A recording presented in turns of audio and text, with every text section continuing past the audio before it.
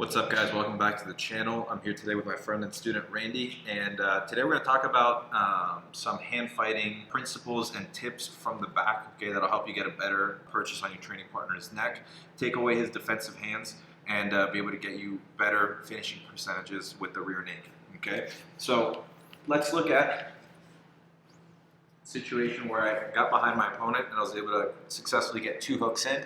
And I'm here with a seatbelt, and what I want ultimately is to be able to get a good purchase under my opponent's neck and start locking up a rear naked, okay?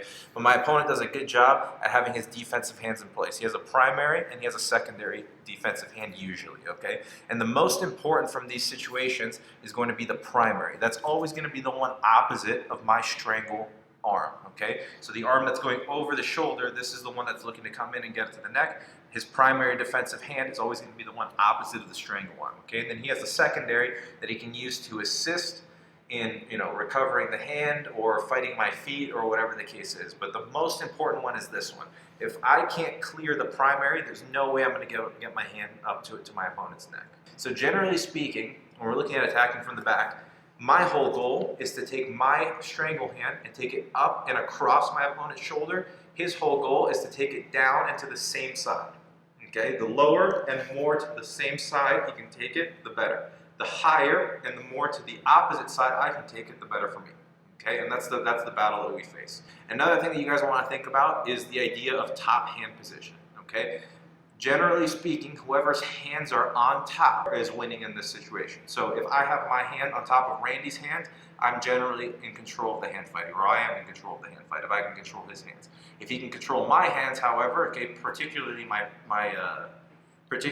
primary defensive hand, he's going to be winning in these situations, okay? So with that in mind, let's think about the number one habit that I think is most important for you to develop for higher success rate, I guess, from the back, okay, and for hand fighting in general, and that's stripping off the primary defensive hand. If you can keep a constant threat of your opponent's neck, you will have a much higher success rate at not only keeping the back, but finishing from the back, okay? The reason for that is that if your opponent is constantly thinking about his neck and defending his neck, he can't be focused on escaping, okay? You can only think about one thing at once, okay? So he's either thinking about escaping, creating, misaligning his body with mine, and then going into his escape to where it's difficult for me to strangle him, in which case I have to recover the position and then go into my strangles, or he has to be focused on the strangle if there's a significant threat of me finishing him, okay? And so that's the main battle here. If I can keep a high threat of my strangle on my opponent's neck at all times, he's going to have a much harder time escaping, okay? And he's not going to be able to think about escaping because he has to address the strangle.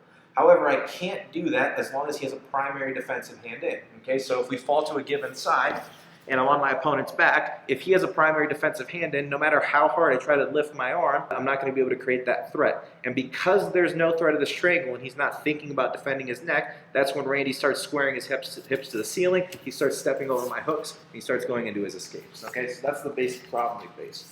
You have to create a habit of constantly stripping off your opponent's primary defensive hand. Okay, so if I can come in, and whenever I feel that this hand is on my wrist, I come in and I take it off. Now from here, even if he has this hand on my wrist, okay, usually this hand's going to be on bottom, so I strip that hand off. Even if it's on my wrist, I can often bring the hand high, okay? And now, because there's a significant threat, because my hand is, again, in the position that we want it to be, high and across the body. Remember, he wants it down and on the same side, I want it high and across. Because I control the primary hand, I took it off. My thumb line is now free, and I come in and I create a threat of the neck. Now my likelihood of finishing him is significantly higher.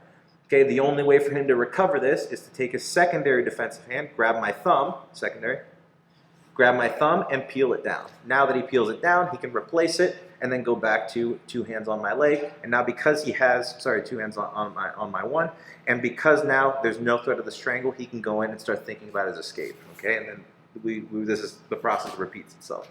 So it's up to us that anytime I feel that this hand is on mine, we go in, we strip it off, and we start creating the threat. Your opponent goes in, he starts fighting hands, we go in and we start looking to constantly keep our strangle arm free.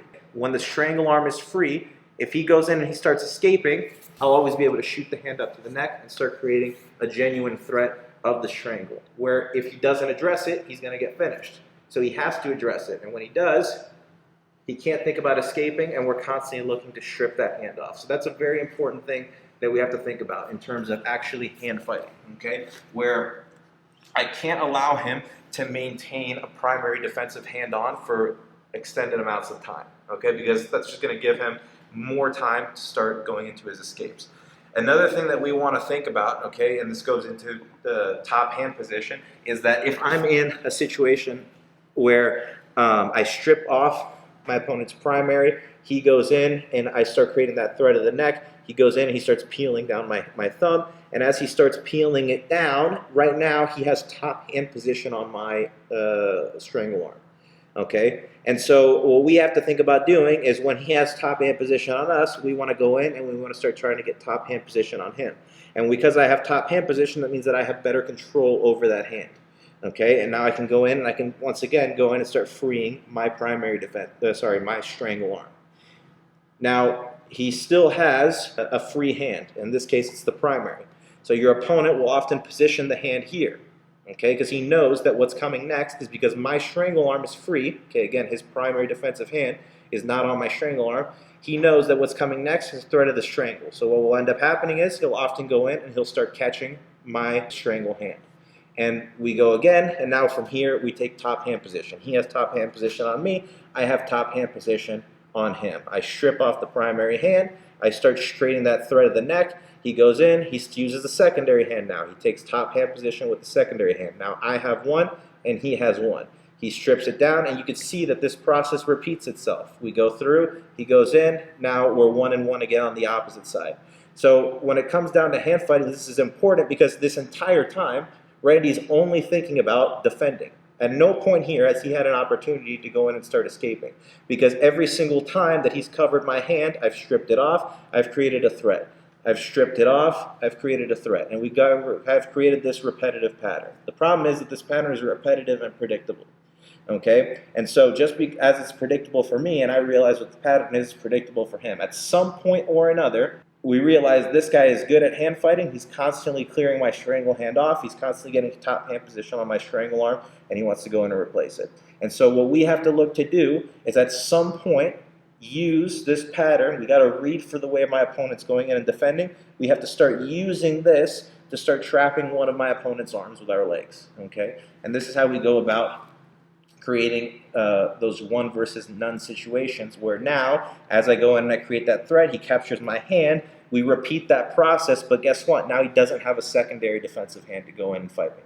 And then we create a situation where it's one versus none, and I have a good opportunity to go in and to get to the strangle. So ultimately, thanks, Randy. Just something to keep in mind, habits to build when you're fighting, where you're looking to attack from the back. Constantly look to create situations where your opponent's thinking about defending their neck. Okay? If your opponent's thinking about defending a strangle, they can't be thinking about escaping. Okay, unless they're very, very, very high level or very, very thick around the neck and difficult to strangle. For the most part, most people, the second you go in and you create that genuine threat of a submission, they have to go in and start addressing the submission. As they address the submission, we go in through to that hand fighting sequence that we saw. The way that you can constantly keep creating a threat of the submission is making sure that the strangle arm, the one that's over the shoulder, is always free of his primary defensive hand. As long as the primary defensive hand is on, you can't create a threat of the strangle. So constantly stripping off that primary hand and shooting it up across and up high on the shoulders, creating a genuine threat where if he doesn't address it, you lock it up. And then looking to constantly win that battle for top hand position and keep that strangle arm free, okay, to be able to create that threat and stay for prolonged periods of time on your opponent's back. In addition to that, at some point when the person's a good hand fighter and you feel like you're not able to get a breakthrough on the neck, you're gonna have to start thinking about, okay, I have this pattern has repeated itself a few times. How can I now go in and use my legs to trap one of my opponent's arms? And then from there, I can create those 1 versus none situations, which are going to be the best for going in and finishing your opponent. So I hope this helps. I just released an entire instructional all about chest to back connection. So you can check out the link in the description to that. So the back is the most dominant position of the sport. It's my favorite position to submit people from. So I hope these tips can help you and make you a better grappler.